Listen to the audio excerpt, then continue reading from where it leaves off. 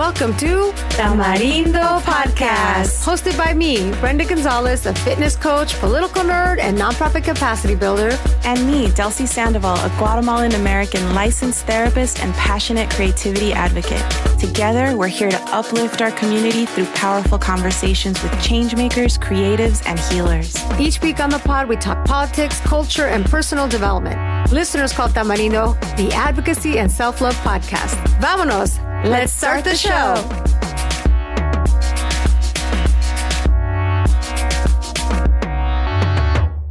All right, we're here again. Another episode of Tamarindo. Delsy, how's your week been? A little busy, a little hectic. It's pouring rain outside. Busy, hectic, pouring rain. I don't know if I told you, Brenda, but 2026 is the year that I'm dedicating this year to my personal health. Mm-hmm. And so it has been nonstop. It's like having a third job, right? Because I have my creative stuff that I do, my family stuff that I do, my job, and then there's my health. So I have been busy. Yes, and you still have time to visit us here. So that's wonderful. I'm so grateful for that. And actually, I have a fun question for you, and it has to do with our guest. So my question for you is, and I'll tell you how it connects to our guest in just a moment. What is a matraca that you're giving to yourself? Oh my God. I want to say that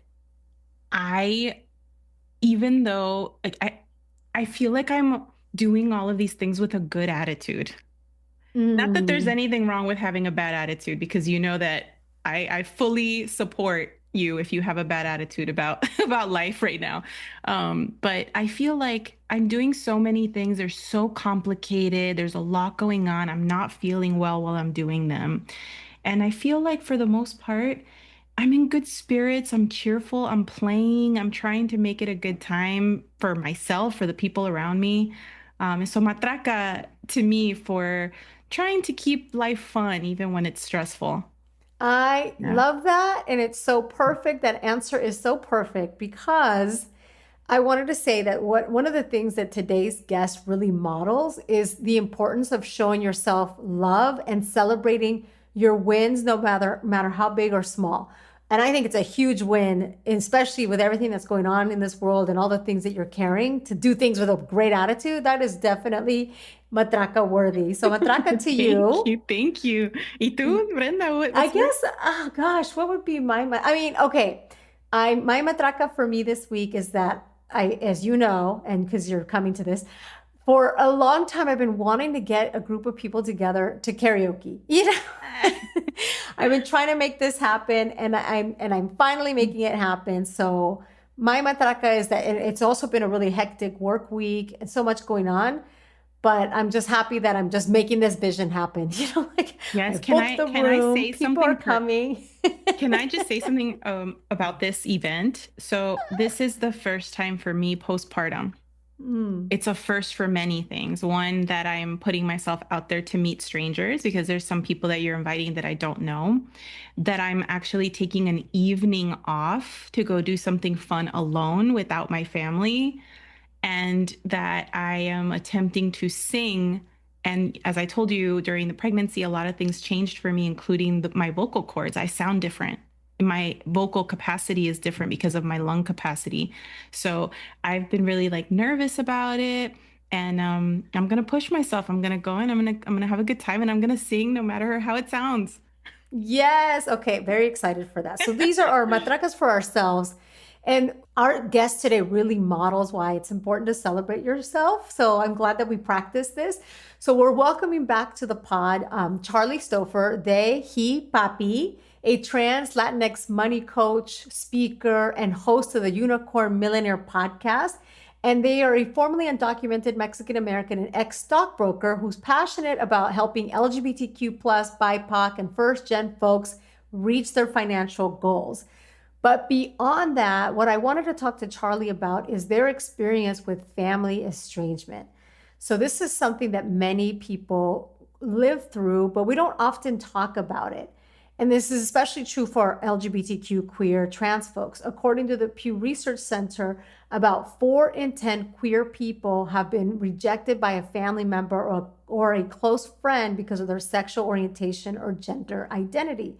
And it's even something that our most recent guest, which by the way, fabulous episode with Eden and Jay, they also talked about how they're navigating motherhood while experiencing family estrangement and not having their mothers around in one case because one had passed, but also just like the fact that the family's just not around for this milestone, this big thing that many people navigate, which is parenthood. So I want to invite you, Delsy, to be mindful moment with Delsy, to put on your therapist hat and talk a little bit about this, reflect a little bit about this concept of estrangement. My first question to you is, how can people show compassion for themselves when they're considering family estrangement, or they're experiencing it, or if they've chosen to sever ties? How can they show compassion for themselves? Yeah, this is a really good topic and something really important to talk about. I would say my thoughts are that, firstly, understand that two things can be true at the same time, right? Like, you can feel sad about your decision, or the fact, or maybe it's not your decision, right? But you can feel sad about this estrangement while also acknowledging that this is the right choice, that it's the right choice for you, or it's the right choice for now, or it's the right choice forever. And that I think that can give people relief, understanding that you can still feel that grief, and it's okay for there to be two realities happening at the same time, right? You can miss someone, and you can also still acknowledge the importance of a boundary that you have set for your life. I mean, a lot of times authenticity is what's at the center of these things, right? The person that you're becoming and you're discovering is sometimes in conflict with what the norms are in the family, and authenticity does not cancel belonging, right? It does not cancel the longing that you have for being part of a family. And so I think that first step is really, really important. It's not about you being immature or being unable to carry on relationships, but more so it's a response to harm, a response to misalignment a lot of times. And this is something that you're doing to choose yourself. And so I think that step one is acknowledging that reality and feeling okay that you chose yourself and you chose not to engage in that kind of pain or toxicity any longer. I really liked what you said about authenticity doesn't mean that you don't have the longing for belonging. The longing for belonging is still very much present. We all want to belong. And so I also want to talk a little bit about the concept of chosen family or building your own relationships. Like that maybe gets to that need for belonging. How do you see this, the importance of chosen family when someone is experiencing estrangement? Yeah, and this is something that came up actually in our conversation with Eden and Jay when they're talking about building community, right? Because when you can't rely on your family, you start to build that infrastructure someplace else. And a lot of times your friends become your emergency contact. They become the group chat. They become kind of like your siblings. Sometimes they step into mentor roles, guidance roles. And think of it as like emotional architecture. Like, that's how important it is to have these units in your life. And when you don't have built-in support, you start to build these, and that deserves really important acknowledgement, because people are coming through for each other in extreme moments, moments of severe illness or moments of, challenges with financial capacity. And so I think taking a look at that and acknowledging that it is an infrastructure that is necessary for people's lives is really important. Another question that I have is, this is not something that I experienced personally. And so I feel really heartbroken to think that there are people that have to navigate this world with severed ties from their family. And I want to know, how can I show up better and be a good friend? What are some things that I should be mindful of when I think about my friends that have estrangement? Or what are some words that I need to be thinking about avoiding or saying? How could we all show up better for friends that are experiencing this? Yeah, I think at first it's really think about how you're reacting, right? Are you reacting from your own experience? Because a lot of times you'll hear like, oh, but that's your mom, especially in the Latina community, right? That's your mom. Like, that's so important. Those ties are sacred. Like, you have to be involved with this person, or that's your family. One day you're going to regret it when that person passes on. Or so you hear a lot of this kind of stuff. And that kind of language, it adds shame to the decision. It adds pressure to the ongoing struggle that's going on with this person. And sometimes healing doesn't equal reunion. And I think that's really important. I think folks that have the privilege of having positive relationships with their families might think reconciliation is at the forefront of what this person wants, and that's what you're trying to encourage. But instead, I would suggest asking better questions. Things like, how have you been feeling about this lately? Do you want to talk about this? If you know that a holiday's coming up, what is it that you need around the holidays? Do you need a space to vent, right? If Mother's Day is coming up and that person doesn't have a relationship with their mother, check in on them, see how they're doing, right? I think acknowledging your own kind of invisible privilege of having a structure that allows you to want to be around your family is important, because then you're funneling everything you're saying to that person through that lens of privilege. So acknowledging that, I think, is a good thing. And I also want to say that people where we talked about building family, right? We talked about building your own emotional architecture. It's really important to be available for that for people. If people are building their safety net from scratch, you have to decide if you're going to be a part of that safety net in an honest, real way. How much can you be there for that person and make that clear? Like, you know what, during the holidays, you're welcome in my home anytime, right? You're welcome to come stay with me anytime. If you need anything, call me if you need something. And when you say those things, to honor them. Because for folks, these are high stakes conversations. That would be my suggestion. Yeah, these are really great things for all of us to be thinking about. And in this case, when we talked about Jane, Aiden, and Charlie's situation is also rooted by the fact that they are queer, trans in this case. I think too, as you're speaking, I'm also, there's many, we don't have to be trans or queer to be experiencing this. There's many reasons why we need to consider severing completely or negotiating the time we spend with family. So I think all of these things that you're saying kind of resonate, no matter what level of estrangement you might be in with your family. And I also really think it's helpful for us to understand that reconnecting isn't the end goal, right? Yeah. It's just having peace and being able to be your authentic self. That could be the end goal. And how can we be supportive of our friends so that that's what we all want for our friends, right? We want our friends to be well. And so you've given us some really great things to think about so we could show up better. I love that. Is there anything else you'd like to say about this topic, about estrangement? I will say, from my personal experience, that like estrangement isn't an all or nothing situation. So if you're looking to understand how other people are experiencing it, there are people that have no contact with anyone in their family, right?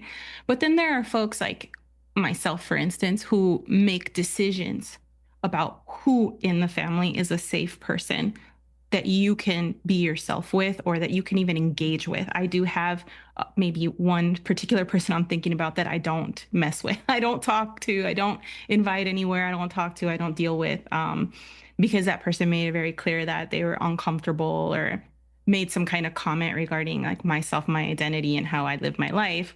And so I think that that's important to note, that people are navigating very complex family systems when you're talking about estrangement. It's not like because one friend that is going through that, you're not equating that to your other friend that's going through something similar, for example. I will also say that understanding the root of this, I know we all kind of have a sense of where this comes from, but there are some core beliefs in Latinidad that you need to challenge a little bit and think about a little bit. And I would say that would mean like endurance does not necessarily equal a virtue, right? Mm. Loyalty does not necessarily equal love. Distance does not equal betrayal automatically. when you add immigration, sacrifice narratives, things that, the guilt that runs deep in those first gen experiences of like, these people have done so much for me that I now like owe them my mental health. I think that's something that we need to all think about for a second. You do not deny someone else's sacrifice. You do not erase somebody else's sacrifice by honoring your own identity, your own path. You do not love your culture because you no longer want to be harmed by elements of that culture. And I think that's really important to think about, and something that has taken me years, and I'm still working through those things. Mm-hmm. ¿Qué pienso yo? ¿Qué piensa la cultura? We got to come back to that. That is, yes, beautiful. Well, Delsy, you've given us so many things to be mindful of. You've given us so many gems in this brief conversation, and definitely an invitation for us to revisit that last piece, especially. So many things to unpack for that one for sure. And to close this introduction for this episode, I just want to take a minute to pause. And, I think we like to raise issues and have conversations, but sometimes it's good to also know, how can we get involved in other ways? I mean, you've given us some ways of how we might improve our interpersonal relationships, but some other ways is like, how could we be supportive of organizations that have a role to play? So I just want to give a shout out to our friends at GLAD, which is an organization that tackles tough issues and provokes dialogue so that authentic LGBTQ stories are seen, heard, and actualized, right? We talked about how important authenticity is. And so we know that visibility is really important. It also helps build acceptance, which is, something that we all need to be better at, be doing a little bit better, especially as this community is so under attack right now. And one of the other things that GLAD does is they are dedicated to celebrating queer Latina representation as well. So Delsy and I are looking forward to joining the Latin Honors Award celebration next month. This is GLAD's Latin Honors Awards. And so just an org, in case you are not familiar with them, you all can check them out and give to them. And with that, I'm so excited to check in with Charly. And I want to thank Charly for being so vulnerable and telling us a little bit about their story. But also, as you all will notice in just a second, they're just so much fun and doing so many amazing things to take good care of themselves and to build community. And that's why they're our favorite Latinx money coach. All right, let's hear from Charly now.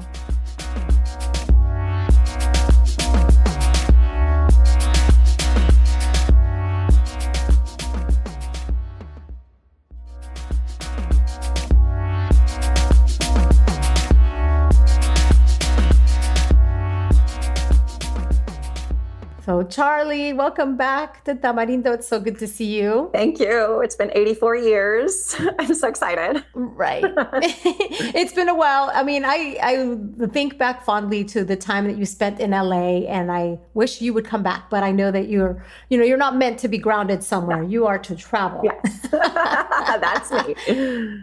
Yeah. And so one of the things that I think you do really, really well is your personal brand. You've got it nailed. So tell the listeners who you are, because I know you do this in such a beautiful way. Aw, thank you. Hi, everybody. I'm Traveler Charly, and I'm a non-binary Latinx money coach helping LGBT, BIPOC, neurospicy, first-gen folks, everybody basically that's not a cishet white man. I help you crush debt, boost your credit score, and save for a six-figure retirement without needing a six-figure salary. Since I personally have never paid myself or earned more than 45K at the 9-to-5, yet I've hit 200K net worth invested by age 34. So that's my jam. And I'm also a full-time pet sitter. I am homeless by choice. Everything I own fits in 2 suitcases, and I travel the world pet sitting.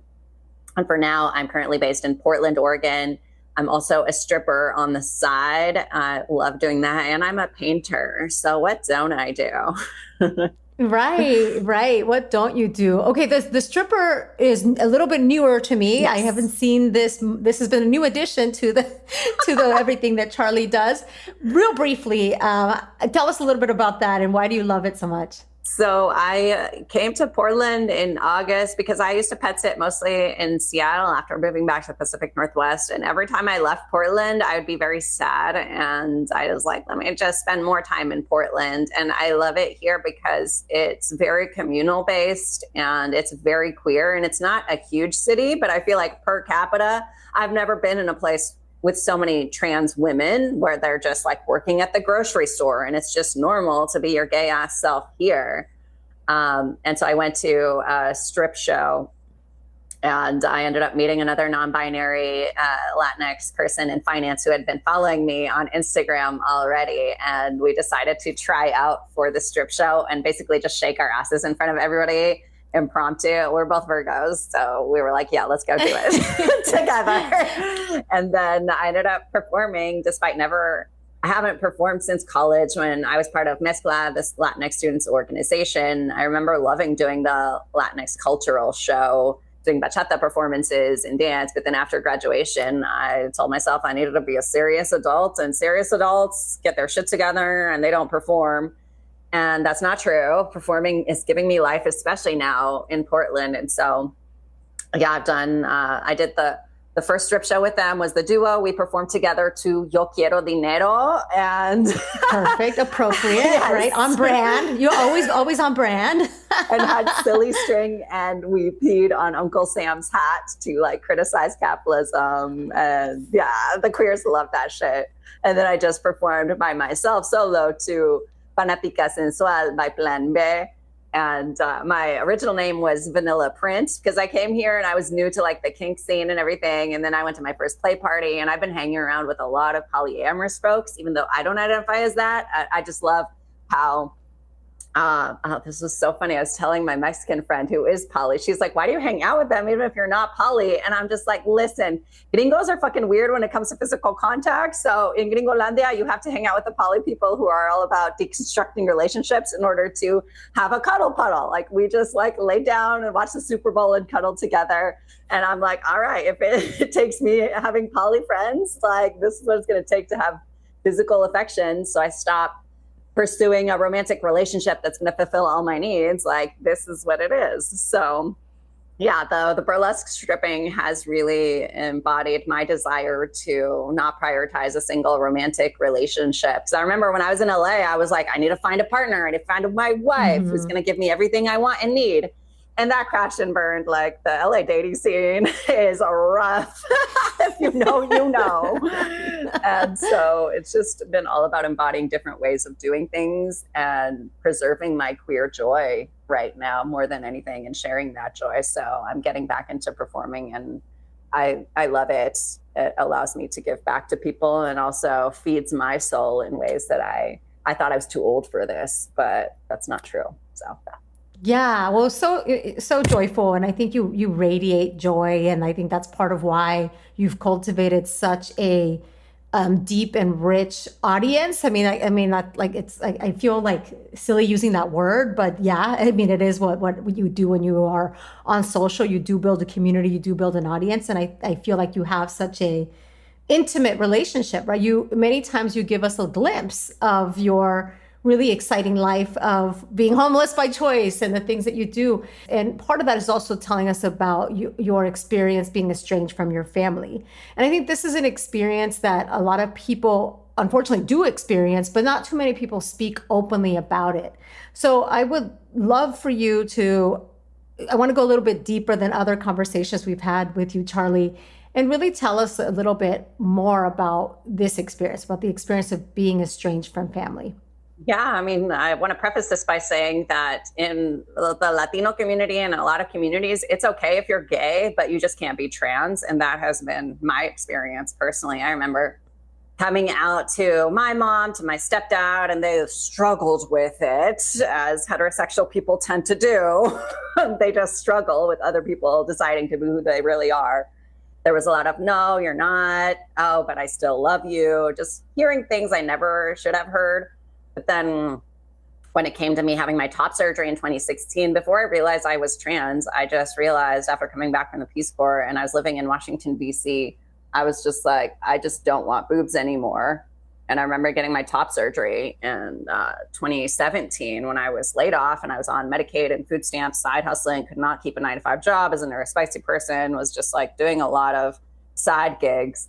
But I took advantage that I could get top surgery. And the reaction from my mom was, why do you want to do this? I don't understand. And I'm so tired of how cishet people need to understand everything and wrap their heads around it. And it's just like, no, this is just what I want and I should be celebrated. And then I remember the night before my top surgery, my stepdad tried calling me to tell me not to do this to myself. And I'm glad I rejected that call. And so estrangement for me just means, unfortunately, being rejected from my family of origin that was supposed to be supporting me this whole time, but deciding to choose myself every single step of the way relentlessly, and taking an Uber by myself to the hospital as a single person, which I feel like there's so many trans people that are like, oh, I couldn't have done this without a partner there to support me, or thank God I have my partner. But that has never been my case. Like, it was just me and my single self choosing chosen family, the non-romantic people in my life, to help me lift me up every step of the way. If anything, I've had to undo a lot of internalized transphobia, and the romantic relationships I did have, I was not able to express my full trans self. It wasn't celebrated, which is why I've been single for 4 years and celibate for 2. And I think sobriety has helped me realize that, dang, a lot of the relationships I had emerged because I was drunk, or hookups that had to do with alcohol. So a lot of the estrangement just has to do with me choosing myself, because I'm the love of my life and I'm the only person I'm guaranteed to have for the rest of my life, and building chosen family in whatever way, shape, or form they fit, right? Ever since I came to Portland, I've been hanging around with amazing polyamorous people that just show me other ways of doing things, where I can receive and give and get intimacy in ways I have not been able to get, now that I've stopped trying to rely on the one to fix all my shit and be there for me and complete me. And it's just all about completing myself, but it is hard. And as a money coach, people ask me like, well, how does money and LGBTQ issues tie together? And I always say the number one hurdle for me as a trans person that I experience and I see is family estrangement as well, because you are cut off socially, emotionally, and financially from a family that is supposed to be there for you. So that's something I'm really passionate about talking about, because if I don't talk about it, I don't see a lot of people talking about it. Yeah, and they're experiencing it. I think it's not a unique experience. It's just something that for some reason there's still a lot of maybe shame around it, or taboo about it, or like the way you're saying, like the need to understand, right? That there isn't really those opportunities to talk about this very real experience. And thank you for making that very clear connection between estrangement and reaching financial goals, because yes, I think too many people don't realize how much family ties are what give people a lot of advantage, whether folks are helping you with down payment, or because your family has connection, or even in those times where you do have a low and a high, or you need that additional financial, additional either financial or emotional support from family. You're outlining for us how, when you are estranged, all that stuff is gone, right? That really is something you need to consider as you plan financially for yourself and for your future.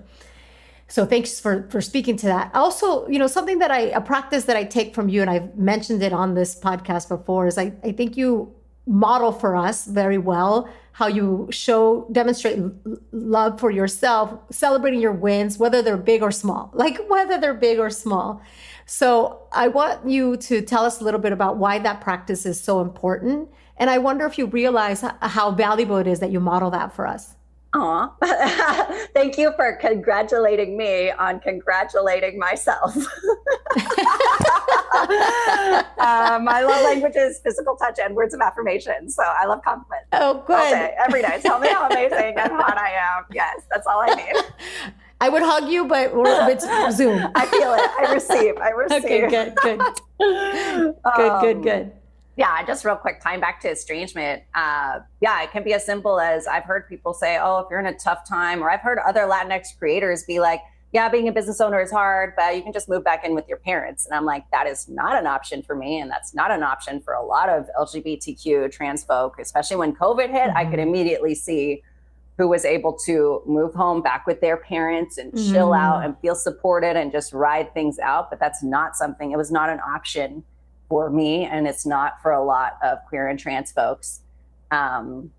Even in the entrepreneurship space, I've had business coaches just say things like, oh, just move back home with your parents. And I'm like, no, that's kind of tone deaf advice to give. So finances are a big stressor for queer folks, which is what I'm passionate about, financial independence and just making sure you're taken care of.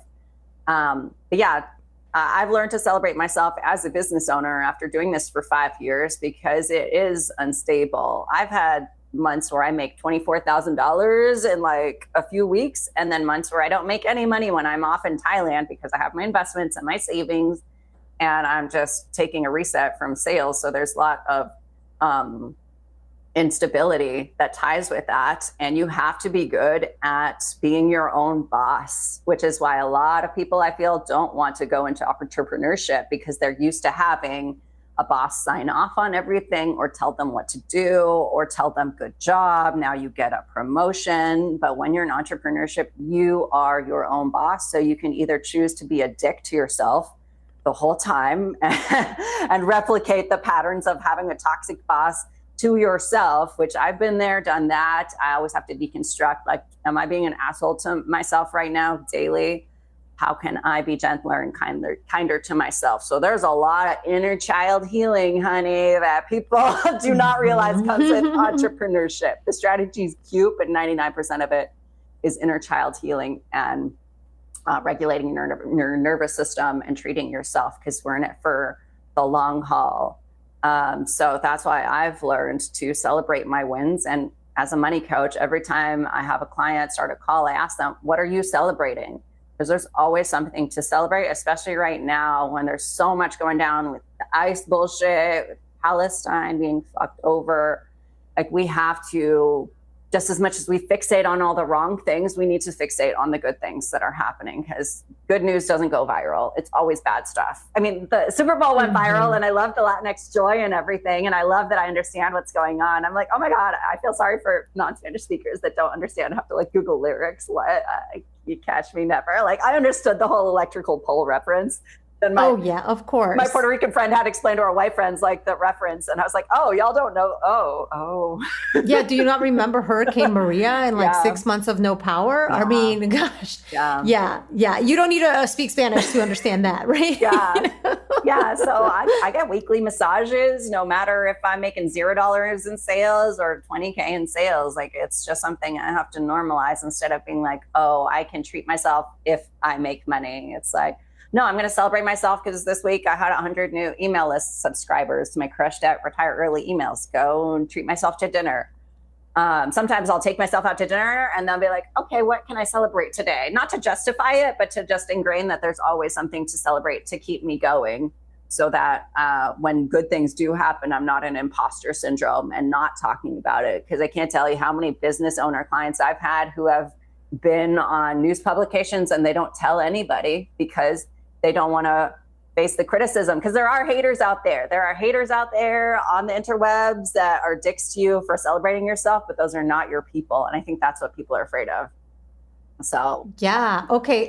Speaking of which, you were recently featured in like a really cool video. This is NBC, but like financial. Oh yeah. Like tell me more about this. Tell me. Speaking of a recent yes. Yeah, I was on. Tell us about this. I was on CNBC Money Make It. Videographer came to my pet sit. Of course, I got permission from my pet sitting host and just videoed me for 8 hours. And they did a profile on how much I make, what my expenses are. Like, I gave them my credit card statements and my investment account information and everything.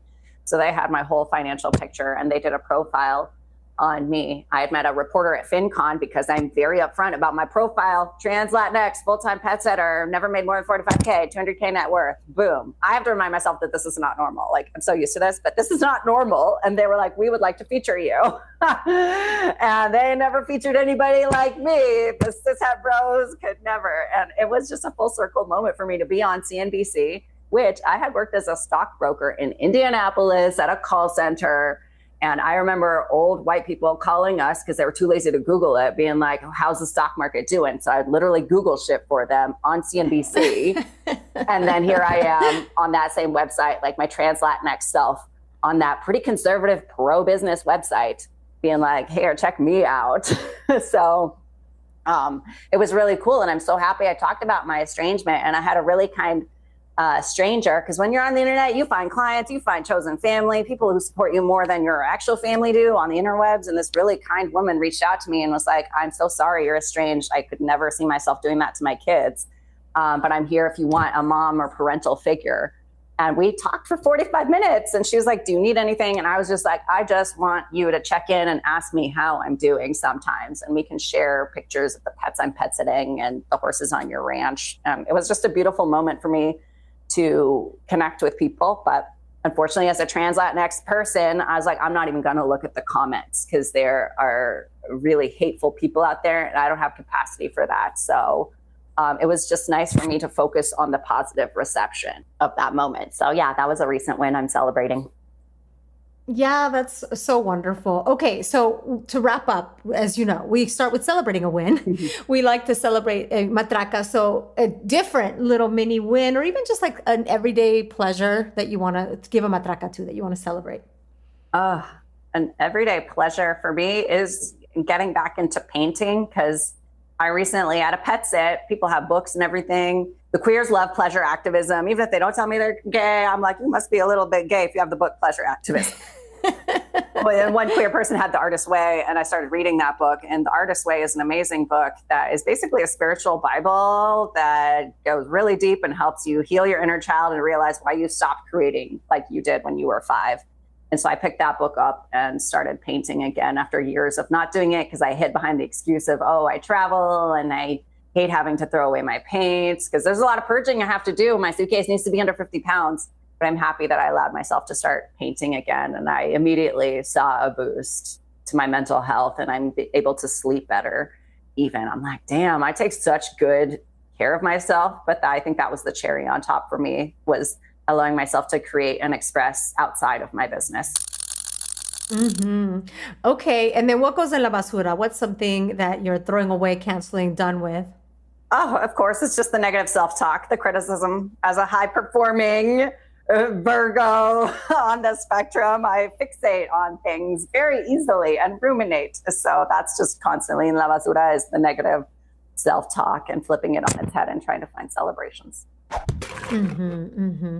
And then what is something that's been inspiring you lately? Queer joy, Latinx joy, especially with the Super Bowl. I think it was really cool to see on TV an embodiment of the people that I meet, like you online, which I haven't seen you in person in years, but just seeing your joy and the joy of other Latinx creators, queer people online, and seeing that at the halftime show. I was like, yeah, these are my friends. Yes, the halftime show was so, like, we all needed that little dose of joy. Yeah. Yes, there's many things we could say about the NFL and capitalism, Latino cell, blah, blah, blah. But look, we needed all the symbolism. We needed a, like, unapologetically all Spanish show. We needed that joy. So, and I needed the joy of catching up with Charly. Yeah, so same. Well, thanks for being here. As always, you know that you have a open invitation to be on Tamarindo, and if there's an opportunity for us to collaborate on something again together in person, I know that can happen. So with that, thank you so much for being here. Yeah, thank you so much. And your wheat looks great. I love it. I love the teal. That's one of my favorite colors. Into it. Thank you so much.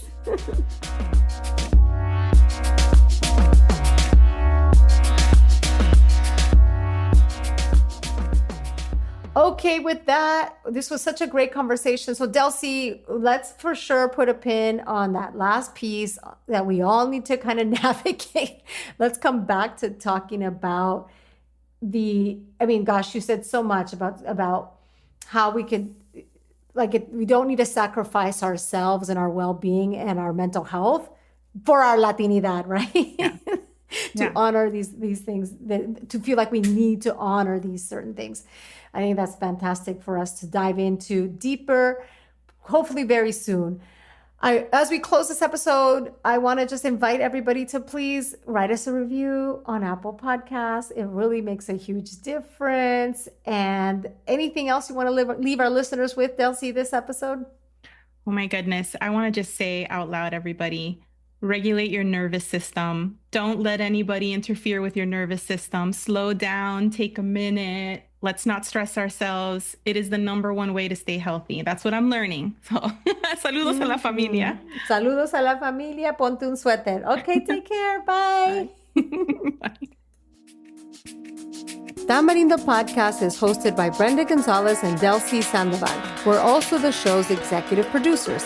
Jeff Ricards wrote our theme song, and Sonoro Media's Karina Riverroll provides production support. If you like what you hear, please take a few minutes to rate and review Tamarindo Podcast or share this episode with a friend. It really helps us grow. To get in touch with us, find us at tamarindopodcast.com. Thank you for listening.